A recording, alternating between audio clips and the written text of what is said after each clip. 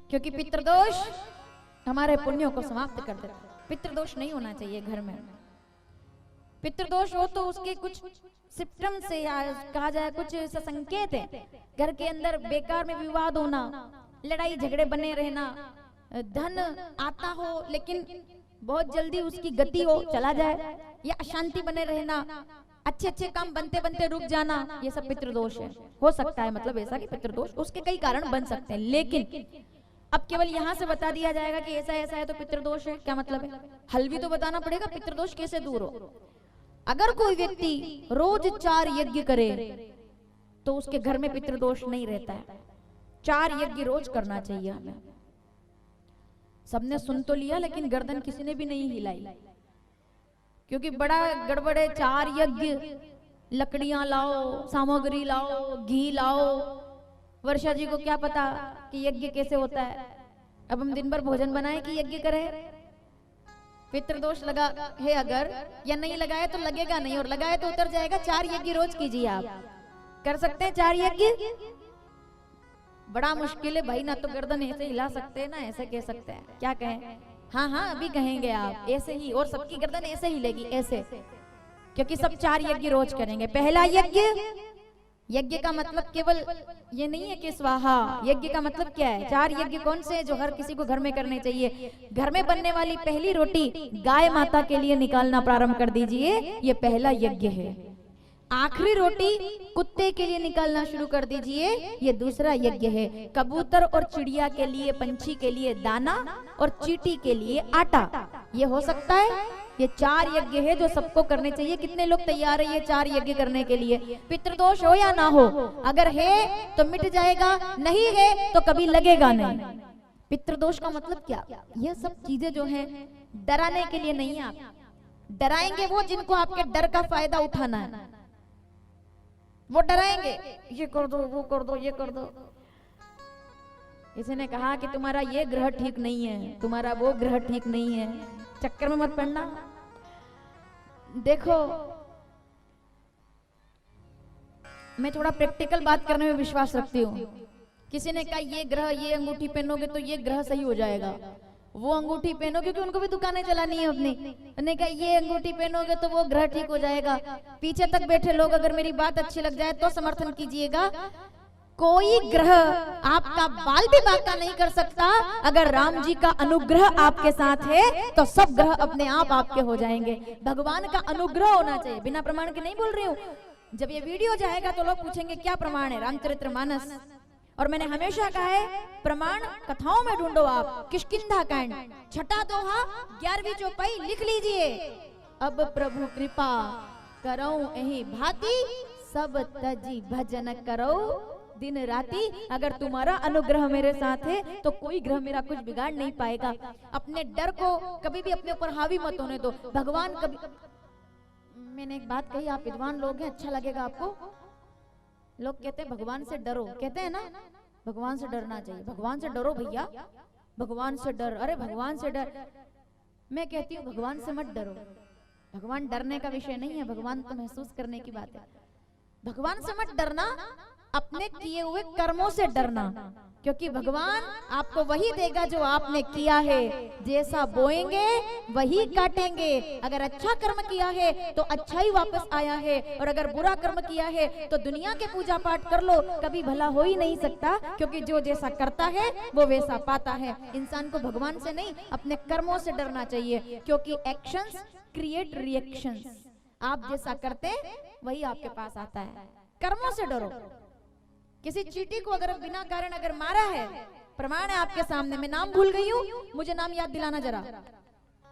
अगर चींटी को भी मारा है ना बिना कारण के, तो घूम फिर करके वो तलवार अपने गले तक भी आएगी। बाणों की नोक से एक सांप को उठाया था 100 साल पहले। याद कीजिए किसकी बात चल रही है। क्या कारण है कि मैं एक शब्द बोलूंगी और आपका नाम याद आ जाएगा। हे गोविंद,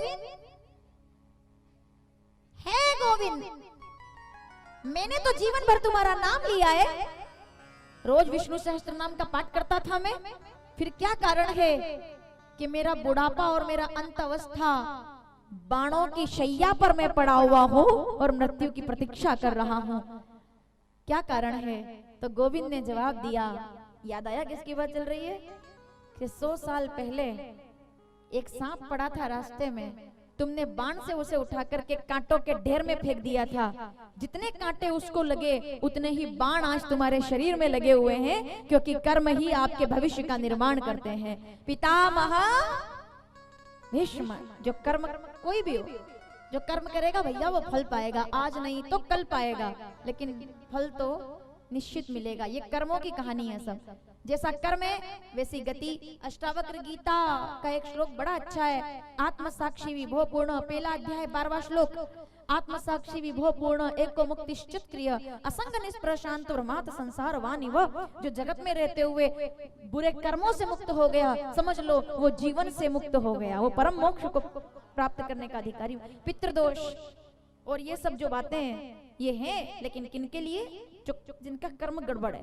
अगर आपका कर्म अच्छा है, राम जी का अनुग्रह है आप पे, किसी का बुरा नहीं करते, किसी के लिए बुरा नहीं बोलते, किसी का बुरा नहीं सोचते, तो पूरी दुनिया दुश्मन हो जाए।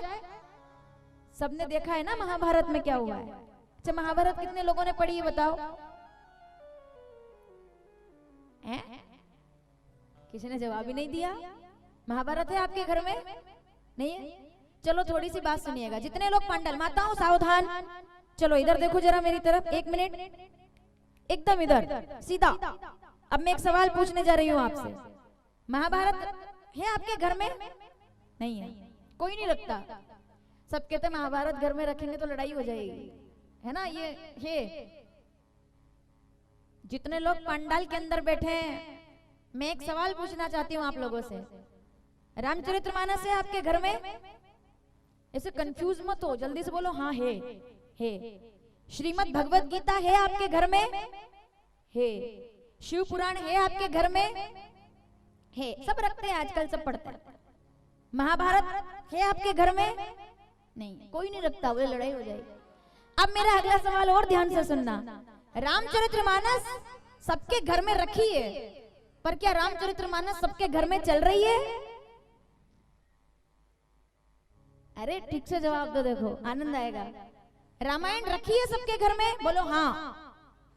क्या घर में चल रही है? चलने का मतलब राम जैसा बेटा, सीता जैसी बहू, कौशल्या जैसी सास, भरत जैसा भ्रातृ प्रेम चल रहा है? नहीं चल रहा। श्रीमद् भगवत गीता सबके घर में रखी है, पर क्या गीता जी घर में चल रही है? नहीं चल रही। महाभारत किसी के भी घर में नहीं रखी है, पर क्या चल रही है? यहां आकर के जवाब बदल जाते हैं। फिर समझ आया आपको मैंने क्या कहा? चलो एक बार फिर अब ढंग से जवाब दो, है ना? अगर हाँ है तो हाथ उठा देना, नहीं है तो हाथ वापस, ठीक है? रामचरितमानस सबके घर में है, हाथ उठाओ। पर क्या रामचरितमानस घर में चल रही है? नहीं चल रही। गीता जी सबके घर में है, पर क्या घर में चल रही है?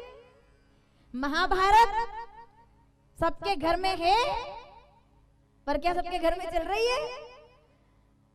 वकील साहब थोड़ी थोड़ी तो सबके घर में चल रही है। और यही तो कलयुग का नियम है कि हर मानव के सर गोवर्धन, हाथों में अर्जुन के रथ है, हर घर जलता लाक्षाग्रह है, हर एक मन में महाभारत है। शब्दों पर ध्यान दीजिएगा। संघर्षों की समर भूमि में हमसे पूछो हम कैसे हैं, कि संघर्षों की समर भूमि में हमसे पूछो हम कैसे हैं। काल चक्र के चक्र व्यूह में हम सब अभिमन्यु जैसे हैं, सब फंसे हुए हैं। यही तो महाभारत है।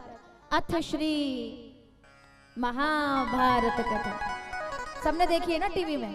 आओ थोड़ा सा, मैंने तो एक बात कही है, जिस दिन घर घर में महाभारत पढ़ना शुरू कर देंगे उस दिन घर घर में महाभारत होना बंद हो जाएगी, क्योंकि महाभारत तो पढ़ने के लायक कथा है। महाभारत बताती है कि क्या नहीं करना चाहिए मनुष्य को, ये महाभारत सिखाती है।